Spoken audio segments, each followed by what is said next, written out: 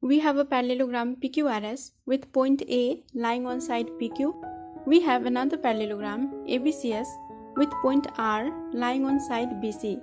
The question is, if the area of parallelogram PQRS is 15 units, what is the area of parallelogram ABCS? Do pause the video to think of the solution. I'll show you two ways to solve the problem. The first is the standard way and the second is a trick way where you don't need a pen or a paper to draw upon. In fact, you don't even need to think mathematically at all. It's magical. Now, let's see the standard way.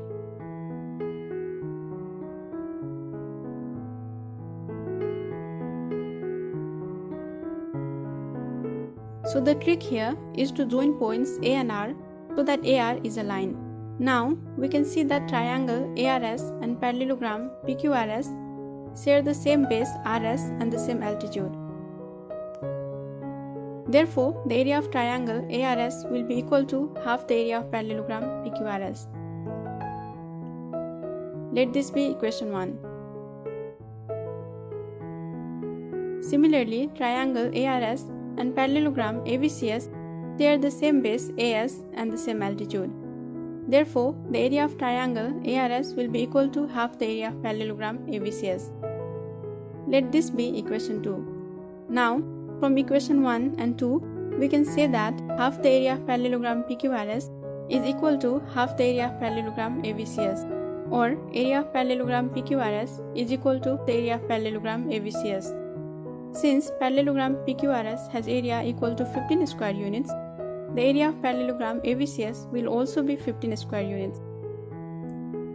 Now, let's see the second method. Here, the question tells us that point A lies on line PQ, but it does not tell us where on PQ it lies.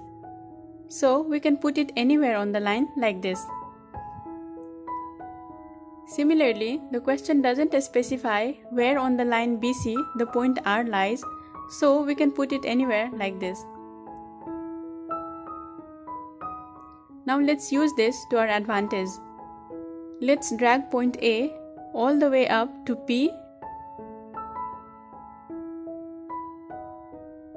and let's drag BC such that point R lies on point C. Now we see that two of our parallelograms coincide with each other, hence they must be of the same area. Hence the area of parallelogram PQRS is equal to the parallelogram ABCS.